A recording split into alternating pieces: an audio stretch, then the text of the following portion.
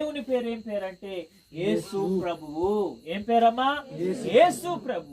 ఈ యొక్క యేసు ప్రభు గురించి ఈరోజు నీకు నేను పరిచయం చేయాలనుకుంటా ఉన్నాను. వీళ్ళందరూ కూడా యేసు ప్రభు గురించి పరిచయం అయ్యి దేవుని స్తుతిస్తా ఉన్నారు, ఆరాధిస్తా ఉన్నారు, పొగుడుతా ఉన్నారు. దేవుడు వారికి మంచి దీవెనలు కుమ్మరిస్తా ఉన్నాడు. ఇక్కడ వీళ్ళందరూ దీవెనల కోసం కాదు కానీ దేవునితో సహవాసం చేసి పరలోకంలో ఉండాలని. నేను ఎందుకు ఈ మాట మీతో చెప్తున్నానంటే ఈరోజు దేవుని నమ్ముకుంటే నాకు ఆటోలు వస్తాయి, దేవుని నమ్ముకుంటే నాకు ట్రాక్టర్లు వస్తుంది, దేవుని నమ్ముకుంటే నాకు ఇల్లు వస్తుంది, దేవుని నమ్ముకుంటే నాకు మంచి ఆరోగ్యం వస్తుంది. ఈ అన్నింటికంటే మనం చనిపోయినప్పుడు దేవుడు పరలోకం ఇస్తాడని ఒక విశ్వాసం ఉండాలి కదా. ఈరోజు ఎందుకు నమ్ముకుంటామంటే దేవుడు నాకు ఆస్తి ఇస్తాడని, అంతస్తు ఇస్తాడని, లేకపోతే ఆరోగ్యం ఇస్తాడని కాదు.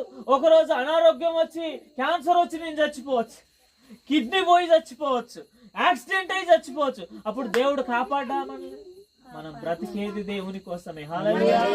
దేవుని అపోస్తులైన పౌలు అంటా ఉన్నాడు, నేను చనిపోయిన దేవుని కోసమే, బ్రతికిన దేవుని కోసమే. ఎవరి కోసమాట? ఈరోజు ఉన్న దేవుని కోసమే, చనిపోయిన దేవుని కోసమే, నాకున్న దేవుని కోసమే, నేను పోయినా కూడా దేవుని కోసమే. అయితే దేవుని వాక్యం ఈరోజు నీతో మాట్లాడుతూ ఉన్నదమ్మా. నీకు ఆస్తి వస్తుంది కానీ అంతస్తు వస్తుందని కానీ, లేకపోతే నీకు ఇంకొకటి వస్తుందని కాదు కానీ దేవుని వాక్యం సెలవిస్తా ఉన్నది. నీవు దేవునితో ఉంటే, నువ్వు యేసుని నమ్మితే, నువ్వు యేసయ్యని నువ్వు అంగీకరిస్తే, యేసులో నీవు ఉంటే నీ యొక్క బ్రతుకు మారుతుంది, నీవు దేవునితో ఉండగలుగుతావు. హల్లెలూయా.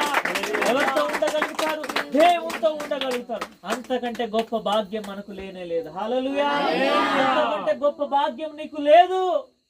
ఈరోజు మాకేం లేదు, కానీ ఇక్కడ కూర్చున్న వాళ్ళము దేవుని స్తుతిస్తా ఉన్నాం. హల్లెలూయా. బంగారు దేవుని స్తుతిస్తా ఉన్నాము, జీవము కలిగిన దేవుని స్తుతిస్తా ఉన్నాం, మరణము లేని దేవుణ్ణి మేము స్తుతిస్తా ఉన్నామంటే, ఇంతమంది ఇక్కడ కూర్చొని ఉన్నారంటే ఆయన జీవము కలిగిన దేవుడు. హల్లెలూయా.